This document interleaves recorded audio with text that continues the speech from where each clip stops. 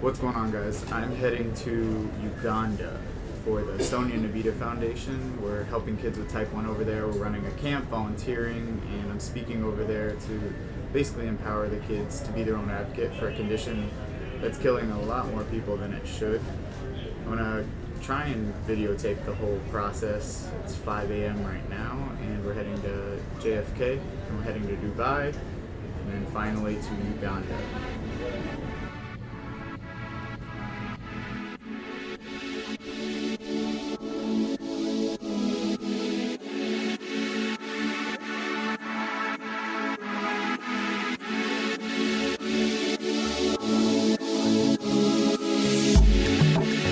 Good morning, everyone. It is 7 a.m. in Kampala, Uganda.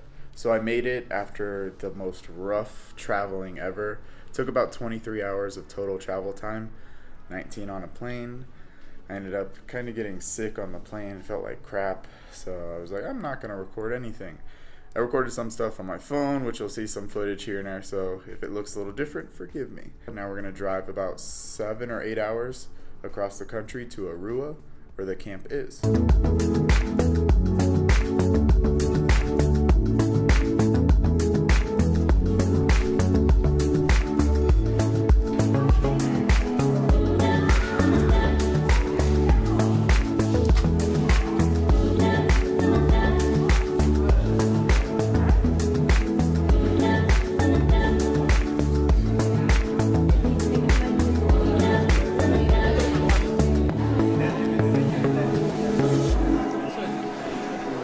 Everybody do this. Balance like this. Everyone. Some of you are not in the normal range. People. Sometimes the sugar will go low. Okay? So you get into hyper. Hypo. Okay? Hypo. Hypo. Hypo. When you're hypo, you eat something and your sugar balances. Okay? Your sugar balances. Okay? Hyper. Hyper. Insulin. Insulin is working in your body right now. Okay? Most of you have taken your insulin, so it is working in your body. Okay? So we're going to do it one more time, and we're going to be very perfect. Hyper. Hyper. Hyper. Insulin. Instant. Insulin is this. Yes. Okay. Hypo. Hypo. Hypo. Hi guys, my name is Ruden. I'm from United States. I've had type 1 diabetes for 9 years. I'm Chris Ruden in the United States of America. Everything also that is type 1 Yes. I'm here today to teach you guys about type 1 diabetes and how to just have fun in life and not let diabetes bring you down. First, I want to tell you guys a story about myself. But I need to get something. Is that okay? Good?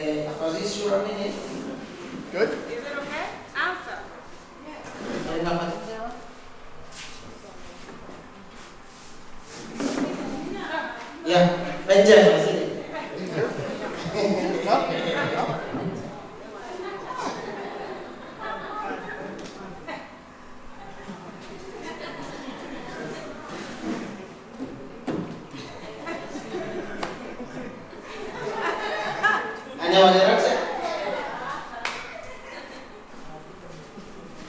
Ew, look at his hand. That's disgusting.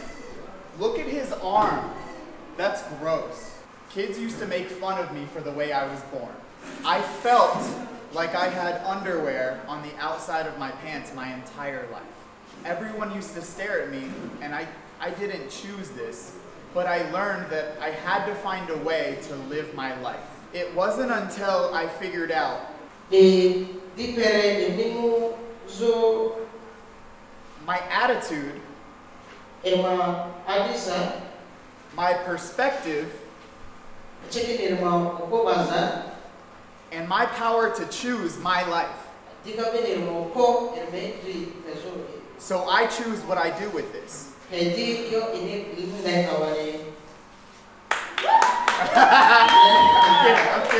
I had to change my attitude about what I was given. I knew I couldn't change what I had, but I could change how I thought. We have diabetes because we can deal with it. We can handle it. We're strong enough. Is diabetes good? Raise your hand. Is diabetes bad? Raise your hand. Understand, diabetes isn't good or bad. It just is.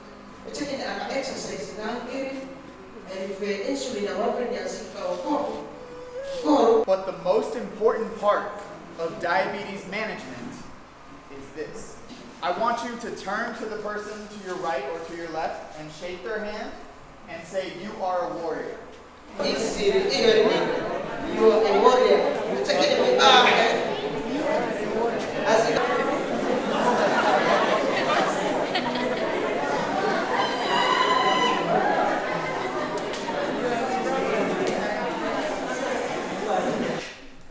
Diabetes can be heavy, and sometimes it feels like a burden that we just can't hold. I'm gonna show you guys what diabetes feels like.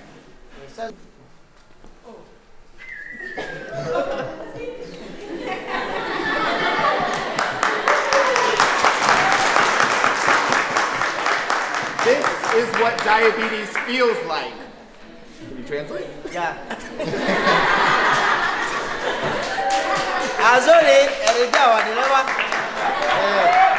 Sometimes we feel like we're walking through life with diabetes and it's hard.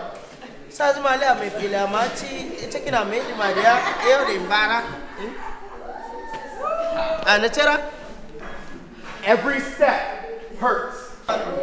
But all we need to do is put diabetes down.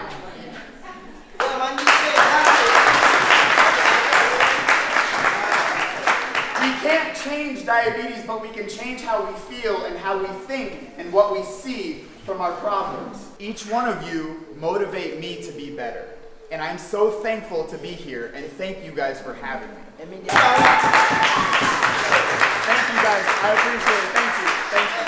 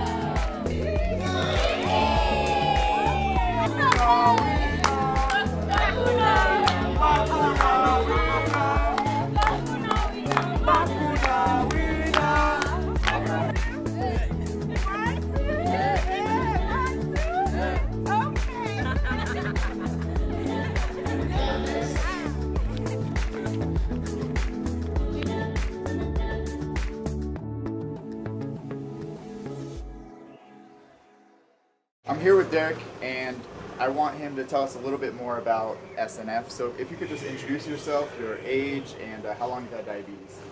My name is Derek Piambisha. I'm 27 years old. I've had diabetes for 21 years now, and I work as a teacher. I teach chemistry and biology. Yes. Awesome, awesome. So what made you get involved with SNF? SNF was a really good initiative. The background of the foundation was kind of a sad story, but it was one that was obviously needed to help a lot of people like us who do not have the education, the awareness, and even the reasoning to handle a condition as diabetes, which could be very life-threatening. What's been the hardest part about dealing with diabetes living here for you? It's been about trying to understand how controlling diabetes. At times it would be about just preparing meals or missing something to eat, or eventually like probably losing, not missing a dose, missing to take a dose. And it's stringent, it's really hard on a person trying to follow the discipline of trying to control your sugars. But in the long run, it's been a very hard lesson, and it's taught me a lot of things. Why are you thankful for SNF? SNF gave me a voice, and it gave me a purpose to do for myself, because I thought at times maybe my diabetes was of no use. But SNF gave me a platform where I could at least encourage other people, because if I could live with diabetes for 21 years, who cannot do that? So it really gave me the purpose to reach out to the young, mostly the young people who are affected by diabetes, and I could help them quite a lot. So here at Camp Ikora, Derek also helped me coach one of the field day games, and that was epic and crazy to say the least. But thank you again, man. I appreciate it. You're welcome. And thank you, Chris. Absolutely. Absolutely. All right. So I'm here with Joffrey. He's one of the medics at Camp Ikora. Joffrey, if you could introduce yourself and explain how long you've had diabetes. I'm Mr. Geoffrey Ajulong. I'm a registered nurse working at Mulago National Referral Hospital. I run the pediatric diabetic clinic of Mulago, and I've been working there so far for 3 years. 3 years. Okay. So what made you get involved with SNF? What got me involved with SNF was that I loved working with children with diabetes, and I love to help them and motivate them to continue to deal with the burden of the disease of diabetes. And SNF approached me, and they asked me to work with them, which I saw that the cause that SNF was pushing was a good cause to empower the diabetic children to be able to stand on their own and manage their diabetes. And that was what encouraged me to say, it's what I want to do, and it's what SNF is doing. Yeah. So if we join hands and work together, we can be able to help these children. That's awesome. That's awesome. So he gave a talk that I heard, and if I heard correctly, 1 in 56 kids had a refrigerator. Yes. Only one person had a refrigerator. How do you keep your insulin cool?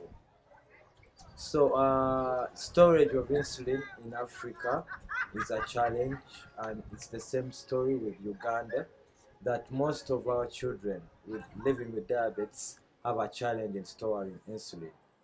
As it is, when we had the camp, Ikora by SNF, out of the children who turned up, the 56, we only saw that 1 of the 56 had a fridge, showing that there was a problem with storage of insulin. And we are very much pleased to have a mathematical set, which we have made it innovative to serve 2 purposes, that we can be able to use it as a mathematical set and also as a storage for our insulin. In that case, we are trying to help the children living with diabetes who have no access to the fridge to be able to store their insulin very safe. So you put cotton in the actual metal set, right? Yeah. So it insulated the insulin? So from what I heard also, when you mix your insulin, some people shake it, right? Yes. And what happens? So usually, insulin, once you get it from a health facility and you can't store it in a place, it can either be a set, it can be either fridge, it can be either on a floor of a cement. But what happens is that it settles down, and when it settles, for example, mixture, it separates the layers. You find that the milky part settles at the bottom, and the water part is on top. So if you do not mix before administering it, you find that you're giving yourself the part of water that is definitely not insulin.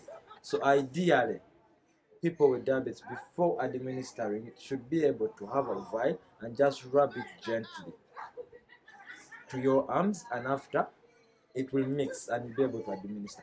But if you shake it vigorously, since insulin is a protein, you'll destroy it, and when you inject, it's no longer able to work.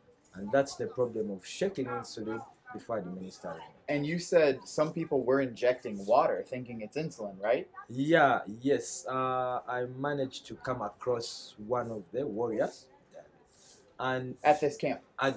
Wow. And he has been living injecting himself with water for injection that we used to mix medicine, thinking that it was insulin, and his sugars have been high for a long time. And when I got to know about, I had to ask him why is the sugar persistently high. Going deep to him, I asked him to give me his insulin, and he had actually poured for me a bottle of water for injection. Wow. In a box. Wow. Of atropine. And that showed that he had been injecting himself water instead of insulin. And that was a challenge. But we have helped him and got for him insulin and fixed for him a dose. And So as you I taught him. taught, I taught him. Can you start by introducing your name and your age and how long you've had diabetes? Yeah, my name's John, and I'm 18 years old, and I was diagnosed since 2013. As I talk, I'm 18 years old, and I'm so far 5 years in as a diabetic patient. My name is Jaramba Nixon. I'm from maybe 16 years. My name is Edward James. I am 14 years old. How long have you had diabetes? 8 months. What is your favorite part about SNF camp? It's all about the teachings in the camp, teachings about diabetes. Or SNF camp, I'm so proud about it, and they have provided for us many things. For example, medicines, foods, drinkings, and we are happy. I get friends, knowledge, and insulin. What is the hardest part about dealing with diabetes for you? My hardest part that I found is dealing with the time. Like if you're planning maybe for journey, you need to do everything fast, taking insulin, knowing the result that you're having first, and that one costs time. It's difficult for me when my medicine is off. When my medicine is off, everything is difficult. But if my medicines are there, I'm proud of my diabetes, and everything moves very well, better. It's veins, like I have veins. That is so cool.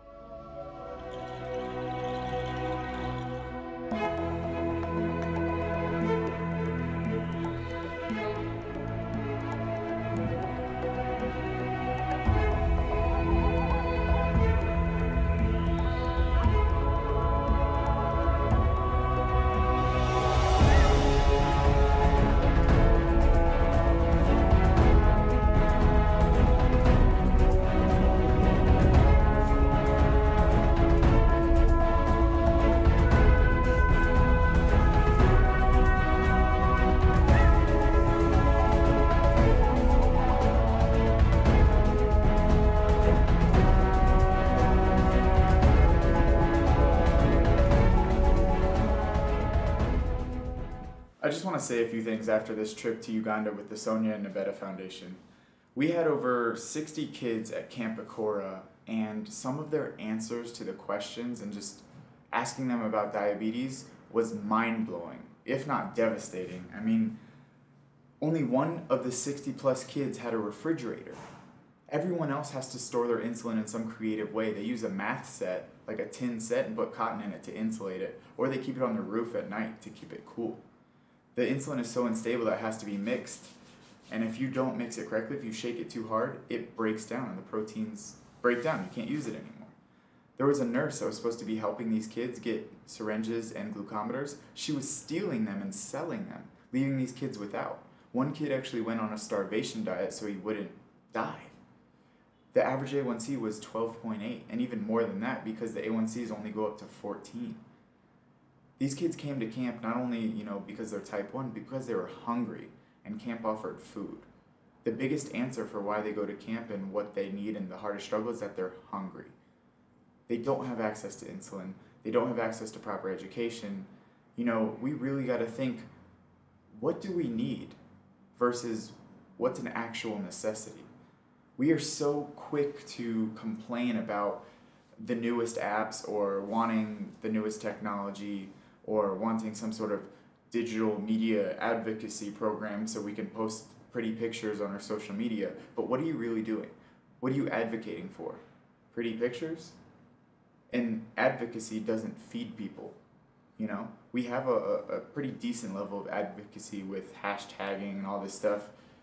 But what about actually helping people? What does putting someone who can't afford to eat or putting someone who can't afford their medication on an Instagram wall do for their health and their quality of life? Seriously, what does it do?